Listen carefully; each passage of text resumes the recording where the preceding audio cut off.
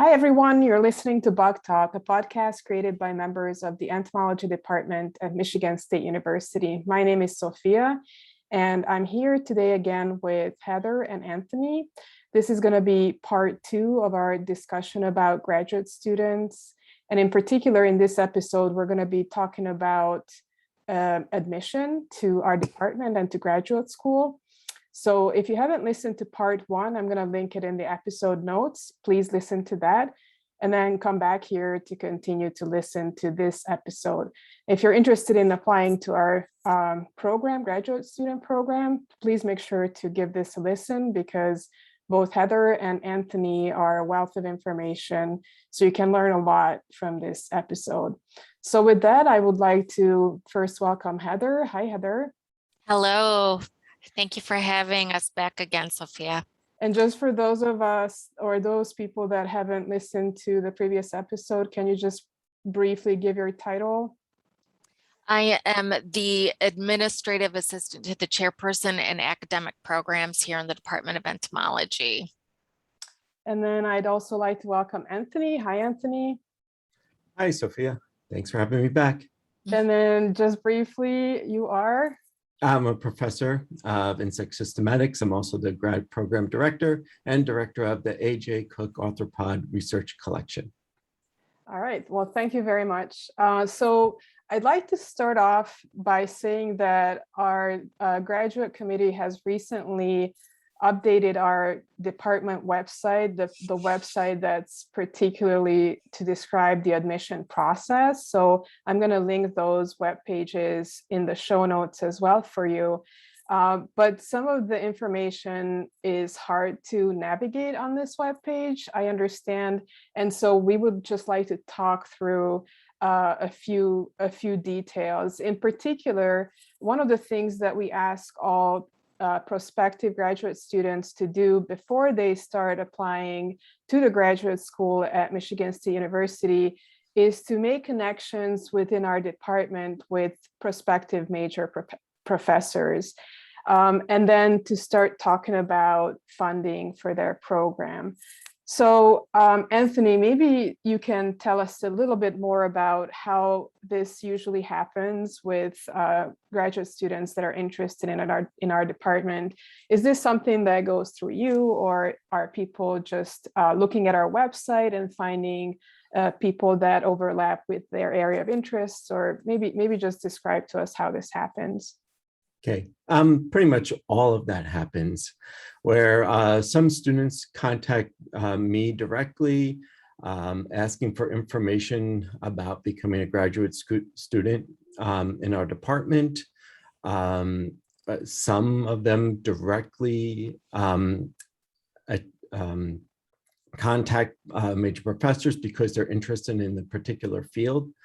And so both ways end up at the same place where the student, once they identify a major professor and that major professor commits to taking them on as a grad student and has identified funding for them, then they go through the application process, and their application is reviewed by the graduate committee and the chair. And then once they're accepted to the department, that is forwarded to the college and then ultimately to the graduate school for admission. Yeah, so I want to backtrack here. Like, how does one find a major professor, I guess, in a more fundamental way? And as a major professor myself, I get a lot of emails from students that are interested in working in my lab. But how do those people find me? So maybe talk about that a little bit. Sure. It again, so for the student who just likes entomology in general, I direct them to our web pages, and I direct them to look at the faculty and their interests and to see how their interests in entomology matches the faculty interests. For some students, it doesn't matter. They just like entomology. They'll do anything in entomology. So that's a matter of finding a professor with funding. And this is often with master students. Those students that want to go onto the PhD program and have already done research as a master's, they know what they want to do for their PhD project. So they will often go directly to that professor that shares their interests and start a conversation. And usually at that point, I will either the major professor and the student will contact me just to give me a heads up, or they won't, and their application will come through, and we'll see that there's a letter from the major professor saying that I would like them to have them in my lab and I have funding for them. And Mm-hmm. so yeah, those are two main ways. Yeah, I wonder if you have any feedback from students about what it is that they're looking at on the website. And then, of course, there are other ways to get to know professors, right? So there are meetings, there are papers that people can read that are out on the web. So do you know if there is like a difference in how students perceive these resources? No, I don't. I don't usually get feedback, but they seem to be satisfied because I received no complaints about it. Okay. Yeah. So if any of you would like to give us feedback about how we could make the application process easier for you, please send us a direct message on either our Twitter account or send an email to Heather or Anthony. I will link their emails in the show notes as well. But we would like to find out more how you envision finding a major professor. We would like to make sure that our websites are suited so that you can find out the information that you're looking for easily. And also, we're also interested in finding out if you're meeting people in person, you know, now that meetings are back on, at meetings, at scientific meetings, or are you just using Google Scholar or to find information about professors on the internet and reading their papers? Or are you following them on social media? How important are social media platforms these days? And the activity of a lab on a social media platform, and how does that influence your decision to choose a lab? Yeah, so I want to now turn to funding. You had mentioned that funding was another major decision point, whether to put in your application to a particular graduate school. And how does the funding conversation usually happen? So it's something that, in my experience, a lot of students include in their introductory email to me that they are looking for funding, or if they have their own funding. So funding is usually part of the conversation from, you know, the get-go. Yes, that's correct. Usually when I receive emails from students with interest in my research program, I will tell them that, you know, my funding status, or if I know for certain that I will have funding for the coming year. So I'm right up front about it, that, you know, if the potential for me bringing on that student. I'm not quite sure how other professors are handling those inquiries, but I would guess that they are also upfront with them. Mm-hmm. And then, of course, the other way, an important way to get into grad school is to be looking for job ads that professors put out when they get grants. And those will be typically, in my case, in my area, up on Ecolog. I don't know, Anthony, if you have like an email list that you favor. Sure, there's the evolutionary sort of a list. Mm-hmm. Yeah, so there's listservs that we use, and then of course the ESA, the Entomological Society website that has job ads on it, and Usually we ask department chairs to send it around to their department listservs. So those would be the ways that when we get funding, look for applicants. Yeah, I think also that a lot of major professors tap into their own personal network and say, you know, I'm looking for a student to fill a PhD position. Who do you have that would maybe be an excellent student? Mm-hmm. Yeah. Faculty will also put those kinds of position postings on their own websites. Most of our faculty have their own research websites that are attached or linked to their bio in our website. So if they are posting, if they have a position available, it's always a good idea to check their the faculty members website or lab site. You can find postings that way. Mm-hmm. Yeah, so I guess now we have kind of talked about how to look for a major professor, how to initiate conversation with a potential major professor, and then to talk about funding right off the bat in the early stages of that conversation.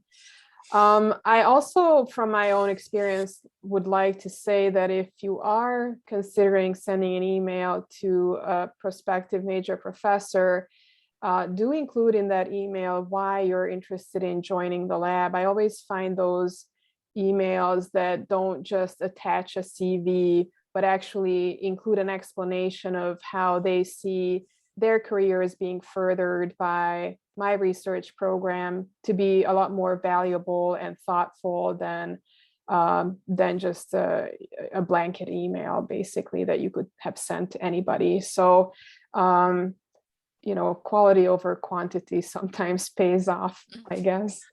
Yep, I agree. Those that have actually looked at my research program and actually have some experience, even a little bit of experience in that field, definitely grabs my attention more. Yeah. Okay, so Heather, is there anything that we have left out from the two major things that you need to kind of get into place before you start talking to either yourself or the graduate school? Is there anything that you can think of? You know, the only thing that I can think that I would like to mention is, you know, a lot of students may apply and they offer to fund their own education, their own degree program. The primary reason we require funding for our students is to really take the burden of needing to pay for their own education, pay for their own tuition and healthcare, have to work outside of their degree program or outside of doing work in the lab. We find that the success rate of a student being able to complete their degree is much greater when a student is funded and has that kind of support.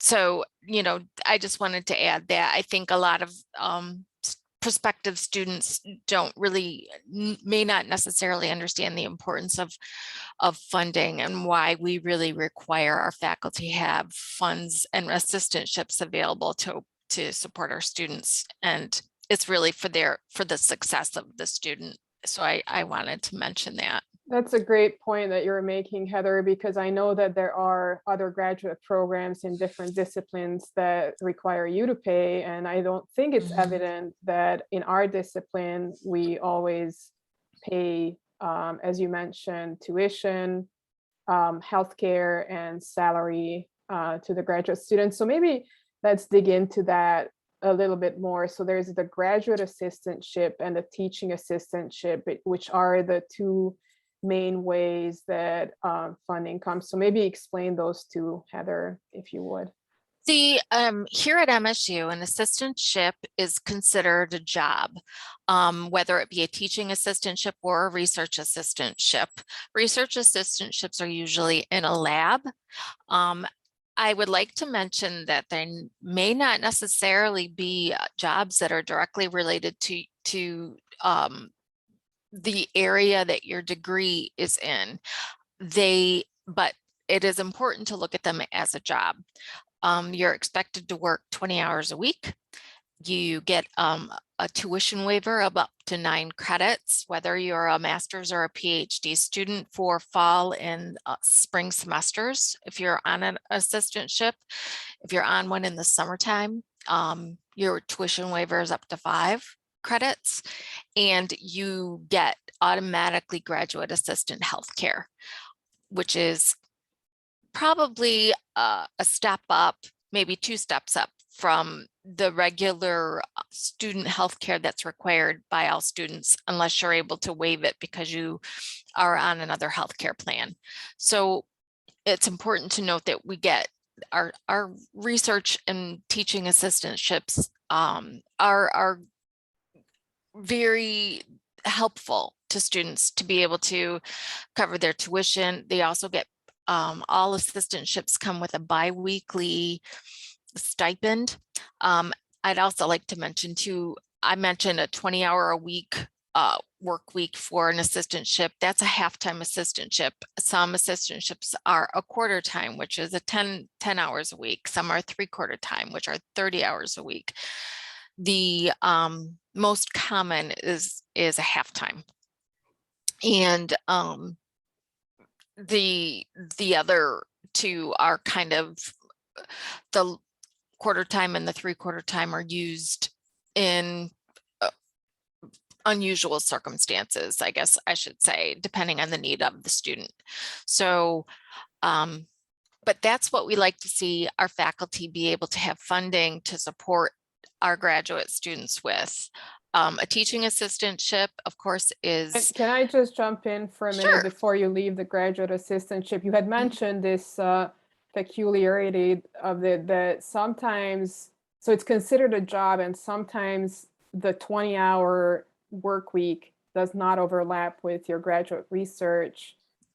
But the Correct. majority of the times, I would like to point out, it does. Yes. I would say that in my experience, by and large, it's really rare to see graduate students working on another project for 20 hours and then trying to squeeze in their graduate research around that along with their classes. So yeah, so I just wanted to make that point that that's another part of the conversation that you'll want to have early on with your chosen major professor, is whether their understanding is that you're going to be working on your research project pretty much the whole time, or if there's something else that they wanted you to work on. And sometimes that's driven by funding. They may have funding from another resource that needs to be completed, and that's the only way that you can sort of push forward with your graduate research, is to be funded on this other project. And so that's kind of a circumstance that I have seen people do this, but it's rare, again, that this happens. That's correct. That's correct. The probably it's important to mention that an exception is, of course, a teaching assistantship. A teaching assistantship, you are paid to teach for 20 hours a week and have contact hours. And of course, that is separate from your research towards your degree. So I think some students feel like they're working 2 jobs at once, and one of them is they're getting paid for, and the other one is for their degree. So teaching assistantships are wonderful experiences, especially if you're interested in going into academia or teaching in any way, shape, or form. We have a few of those that we're able to offer to students each year. But primarily the support for our students comes from research and grant funding and research assistantships. Yeah, and I have had students that have taught as a teaching assistant, so they got paid for it. Mhm. And I, as a major professor, use those opportunities to give students teaching experiences either really early on in their program before they really got going with their research, or sort of the last 1 or 2 semesters of their program when they were wrapping up their research and not really doing the teaching when they're in the thick of their research, sort of in the middle part of their program, because I did find that it does take a lot of time to prepare for those classes. It should not be considered as a minor undertaking. You are learning another job essentially. And so I just wanted to make sure that people understand what they're signing up for if they're offered a TA-ship, and how best to strategize those kinds of opportunities if you are interested in teaching. And I think that that's another conversation to have with a major professor is, what are your career goals and how does a teaching opportunity fit in with that? If you want to work in industry, that may not be important for you. And so why do it? It's not necessary for everybody, I guess, to have teaching experience. Anthony, did you want to jump in? Did you have any comments on that? I agree with everything you said, both of you. It's that if you're teaching for that semester, your research and a lot of things get put to the back burner. I guess if you're teaching and taking a class, I think that would be the most that you could expect to get done for that semester. It does put a stress on getting your research done.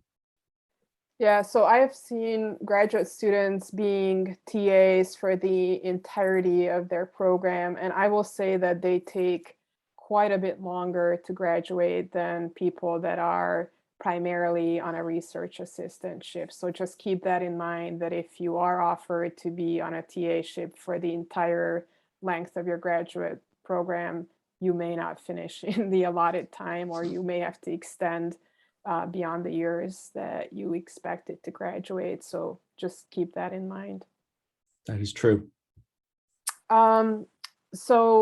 Heather, we talked about the benefits that come with it. So they get healthcare and they get the tuition paid for, and then they also get a biweekly salary. That's correct.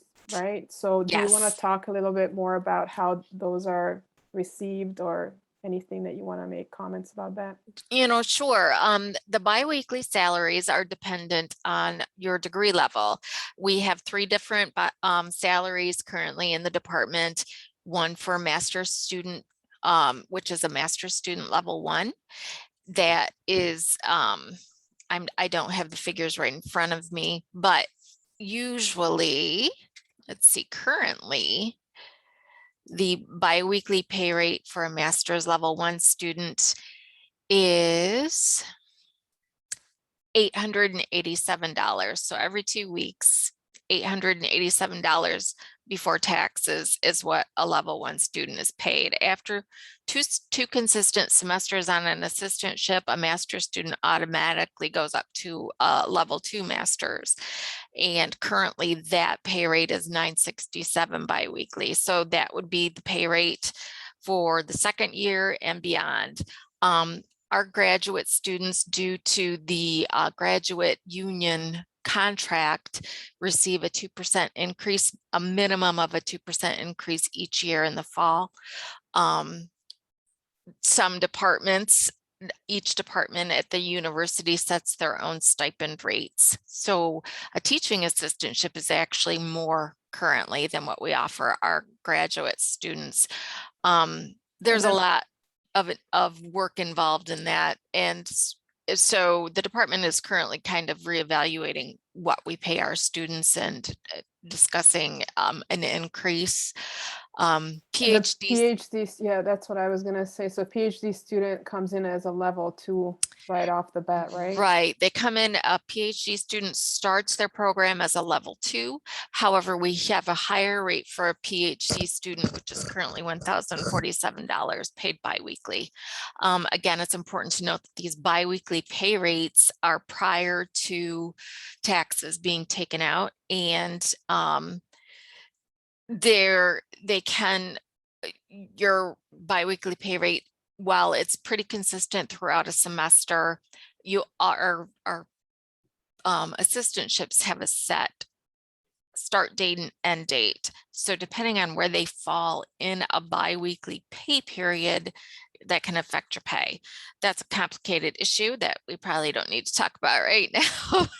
That's a student issue that I try to work through, talk to students about once they're actually here in the program and are expecting their pay. I don't want anybody to be alarmed when they're not getting paid what they think. So that's a really good thing. And then also one more thing about this that I wanted to mention here is the summer, because the summers are usually a different story for many graduate students. So you can actually, you don't have to be enrolled in the summer in credits and classes, and you can get paid more in the summer because you can be employed as a 40-hour per week employee, and so that way you can increase your salary compared to what you're making during the school year.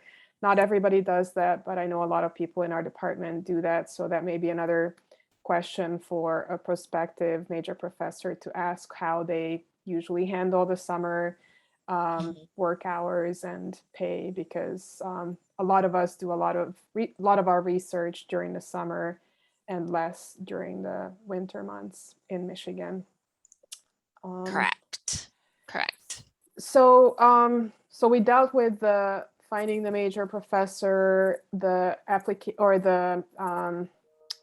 sort of the stipend and the funding situation. And I kind of want to turn now to the actual application process, which Heather, you are an expert in. So why don't you go ahead and tell everybody how one, after they have passed these hurdles of finding the professor and securing the funding, what would they do?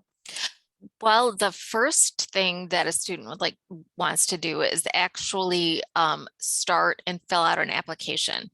And they do that by going to, you can link up to that through graduate admissions. There is an application fee that is required in order for your application to be considered official. I believe for domestic students, it's $65. For international students, it's $75.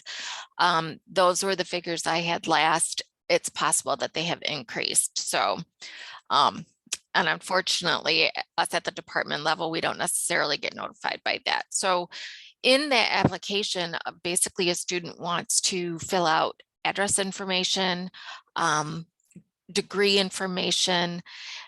A student can put their, we do require both an academic and a personal statement by the student.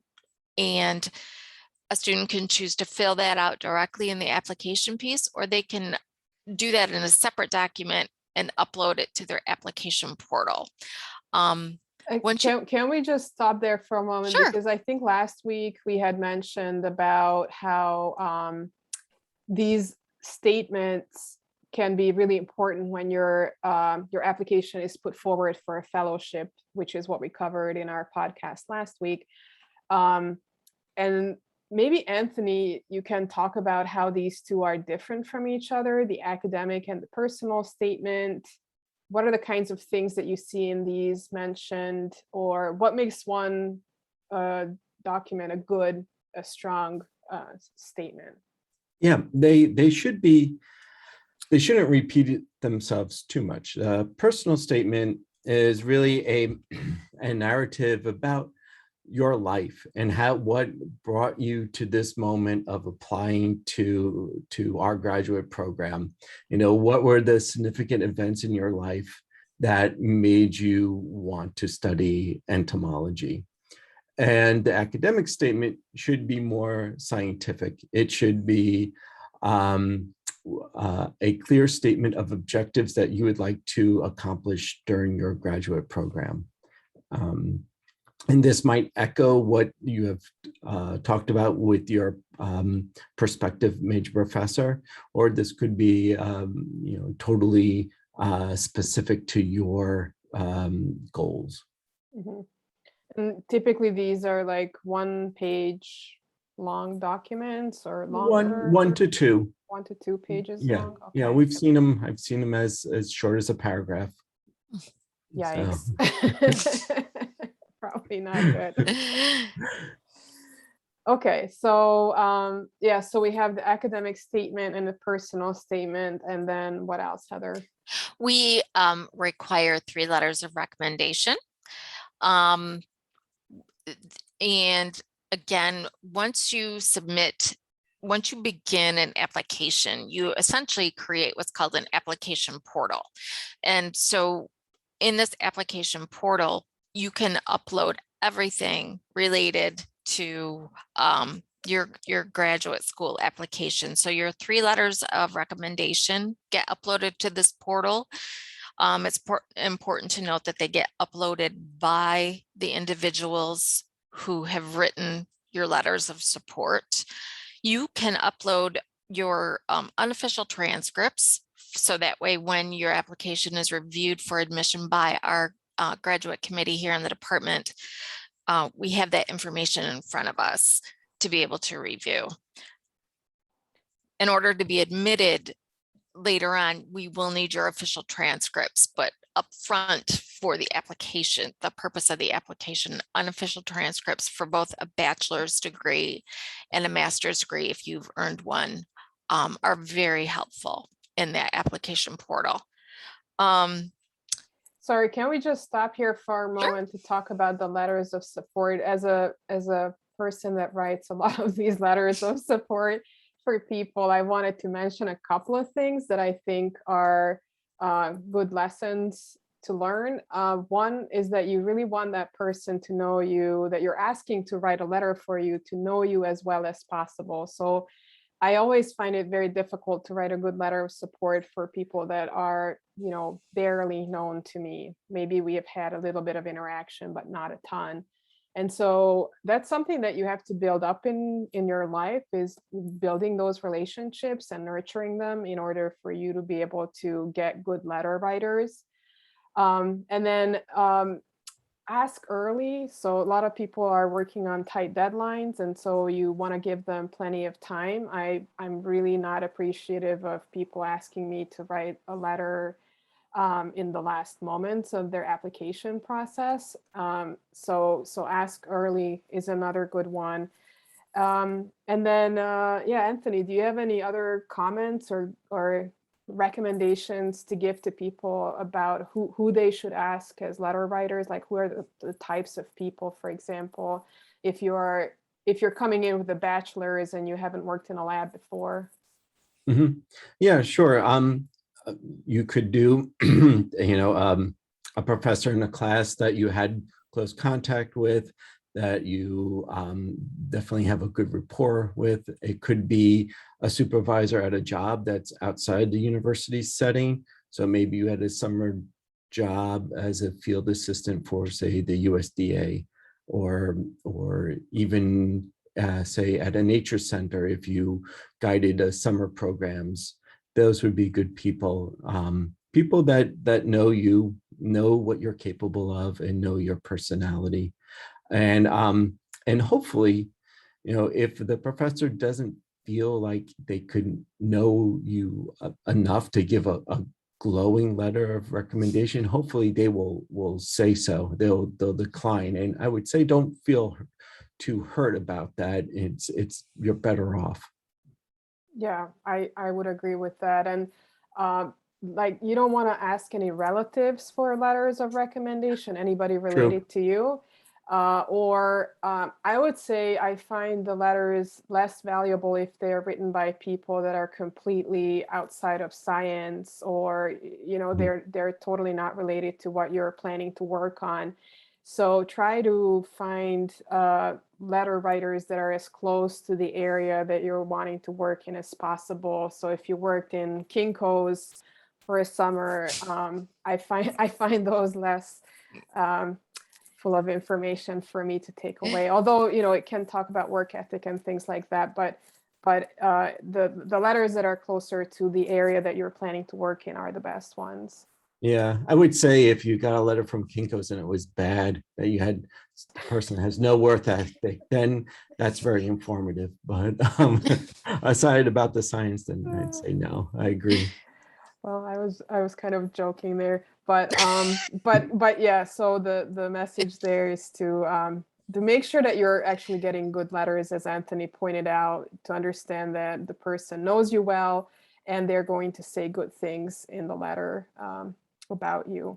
All right. So I kind of want to turn it back to Heather. We talked about the letters, and we talked about the GRE scores, or was it the GRE? No, it was the, no, we didn't talk about the GRE scores, and we should talk about that in a minute here. Yes.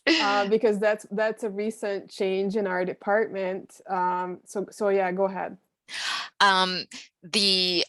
Besides the letters, I also would like to mention that it's really important to upload a current resume or curriculum vitae to your application portal. That is very, very helpful for major professors to see your experience as far as jobs, education, and interests, add awards, and we like to see everything that is applicable. Well, I shouldn't say applicable, everything that you've done. That's really important, and a lot of students kind of forget that to do that. So I'd like to reiterate, a CV or a resume is really important to your application. And now we come to the GREs. The GRE test, I get inquiries about this very frequently, and us in the department of entomology do not require GREs at all. Our website currently says that we strongly encourage them.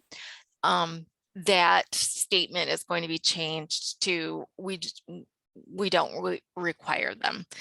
If you've taken them, you can certainly have your scores sent to MSU and they will be uploaded to your application, but it is not a situation where you have to take them in order to be considered for admission.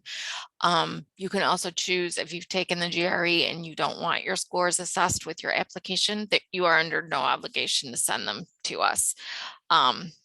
They are not, GREs do not affect your ability to be admitted, and they don't affect your ability to be awarded fellowships here at the university.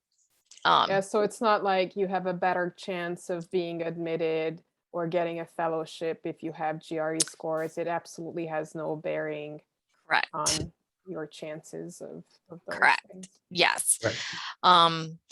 So that's important to note.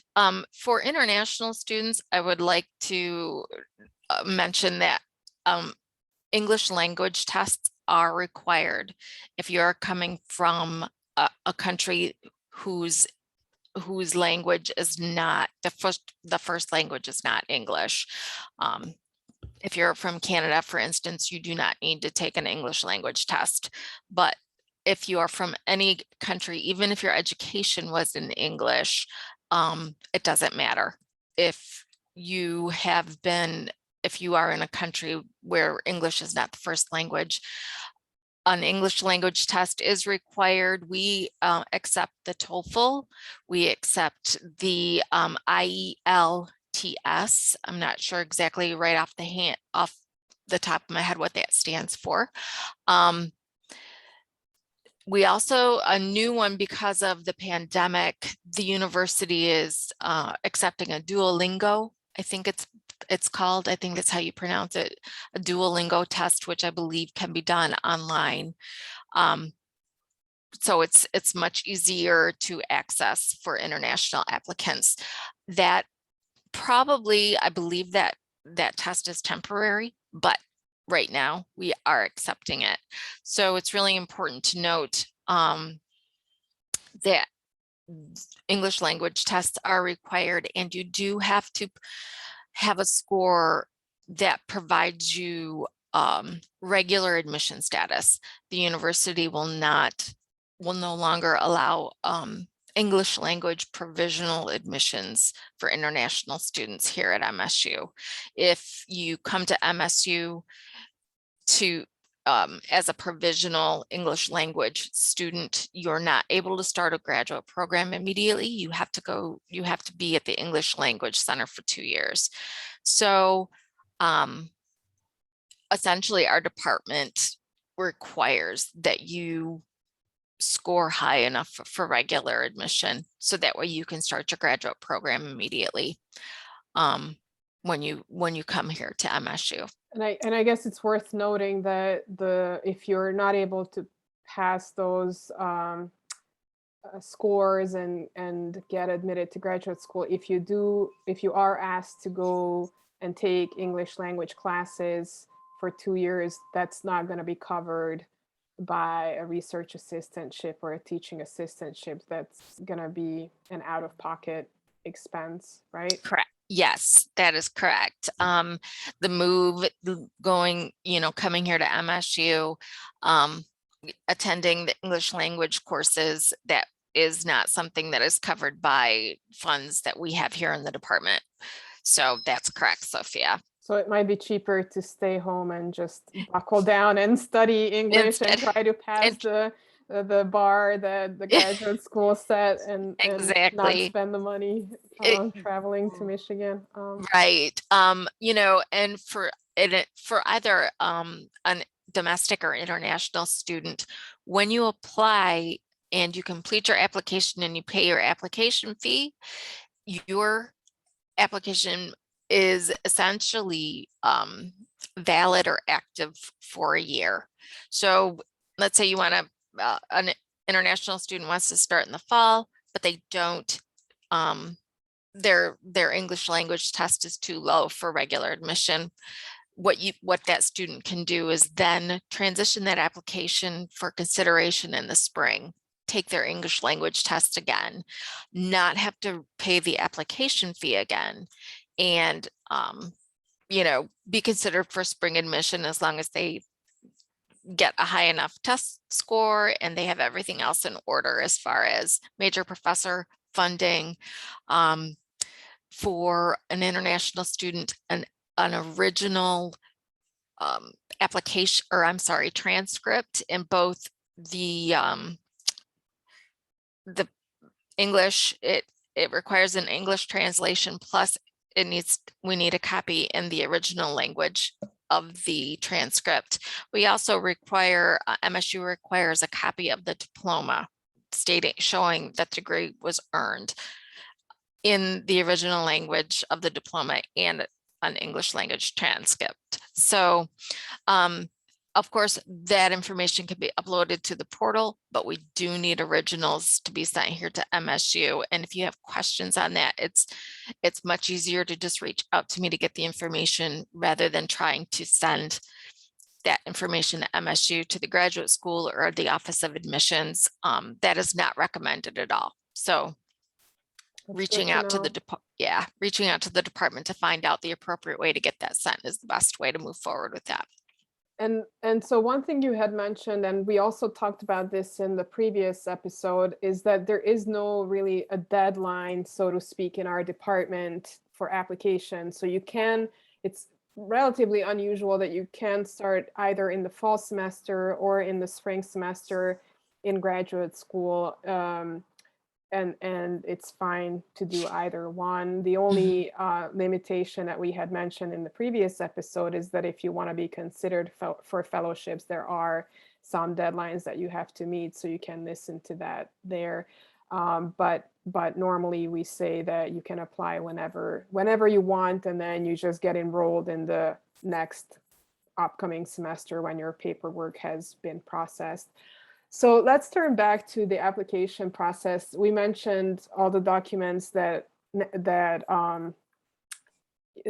domestic and international applicants have to submit. Is there anything other for the international applicants, Heather, beyond the TOEFL or language scores that they need to supply? I think, like I mentioned, international students do need to supply more information as far as transcripts and diploma than domestic students do. If an international student, it's very frequent that we have international students admitted who have their own funding. Proof of that funding is required. There is a minimum amount that funding needs to be. And that would be a bank account statement showing that the money is available or something like that? Many times an international student may have a scholarship from their government. So that information regarding that scholarship needs to outline specifics as far as how much money a student will get for living expenses, how much they'll get for tuition. Healthcare is required for all international students. So it needs to outline whether those funds cover healthcare. And again, it's probably much more useful and helpful to a graduate student and an international student to reach out to me to find out if whatever funding that they have is going to be adequate for admission. I believe right now there's always a minimum dollar amount that a scholarship has to support for a student for a year in order for them to be admitted. I don't know the figure right off the top of my head for this 21-22 year, but if a student is curious or interested in knowing that, they can reach out to me and I will find that information out.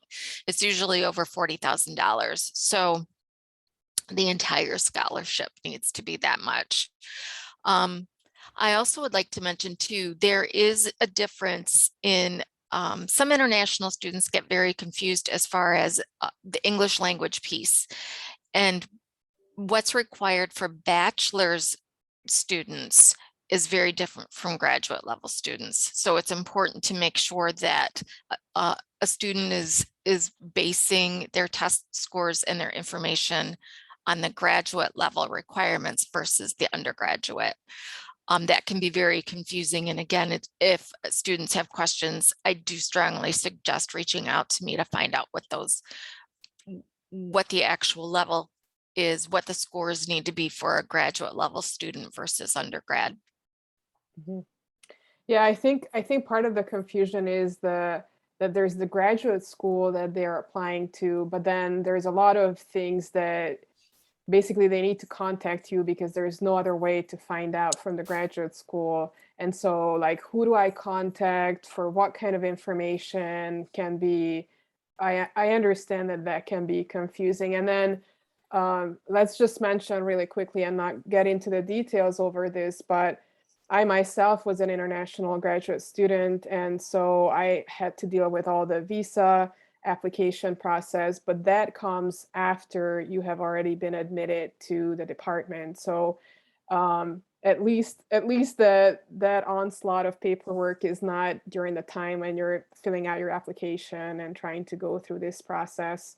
And a lot of it is handled by the Office of International Studies on campus, and they initiate the process and determine what kind of visa you need. So a lot of it is out of your hands. And so that is sort of easier for that reason, because it's less hands-on for the applicant.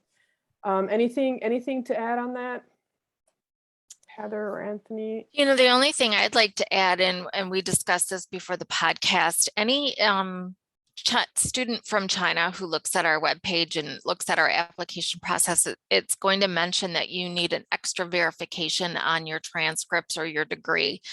And currently, MSU is not requiring that for students who are admitted to MSU that have gotten their education in China.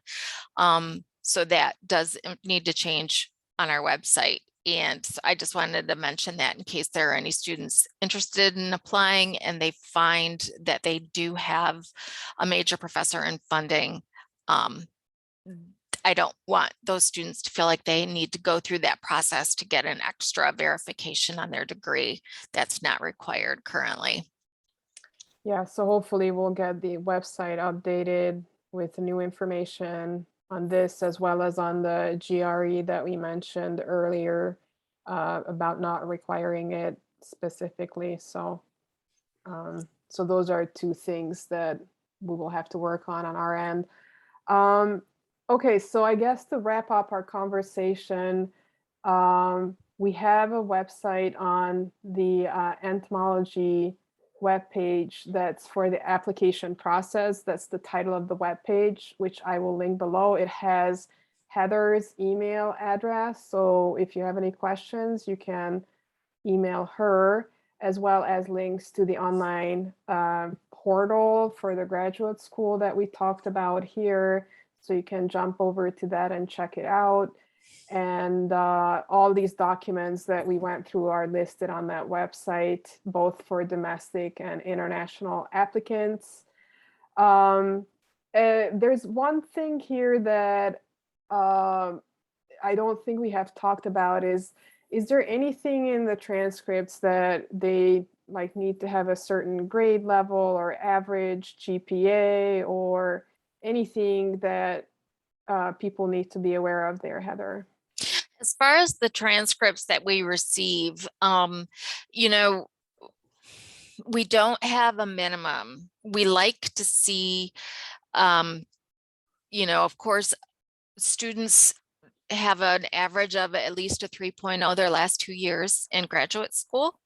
But, you know, even if that's not the case for your bachelor's education, don't feel like that should get in the way of you being interested or applying or looking for opportunities. Our department, you know, if you're a good fit for a program and a professor sees a spark in you and sees interest, that, you know, grad point average or a GPA is not the only indicator for success in a graduate program. And a lot of our faculty will look at that. They look at an application package as a whole. So I guess I would like to add to that I think there's a misconception that you need to have a bachelor's or a previous degree in the sciences. And I would say by and large, the students that apply to the department probably do have some previous biology degree or environmental studies or something related to entomology. Very few have entomology degrees or have taken entomology classes, so that is not a requirement. And I would also say that if you have a degree that's unrelated to sciences, don't feel like that should stop you. I've had students with English majors apply to my lab before and have made wonderful graduate students. So whatever your previous education is in is not a determinant of whether you're going to get into graduate school or not. So whether you're a computer science major or English major or arts major, it doesn't matter from our perspective, right? Correct. That's correct. Okay, so let's see, anything else that we left out, Heather or Anthony, that you'd like to add?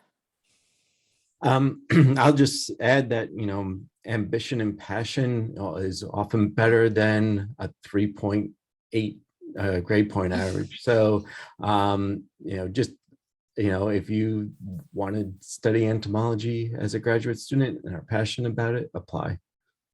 Yeah, and then I would say probably the biggest determinant of whether you're going to get into graduate school is whether you can build a personal relationship with a professor who is then willing to, you know, find funding for you or find a way for you to get through graduate school and is willing to nurture you and mentor you through the program. So whether you do that through email or online or in person or through contacts with other professors, entomology is a small field, so we tend to know a lot of other entomologists. And so you can come to us, as Anthony mentioned, through recommendations from colleagues. And those so those personal relationships, even though we live in a world that's moving online ever so quickly, are very, very important and valuable. And that's your best way, I think, to find a way into a lab, into a research program where you can be happy.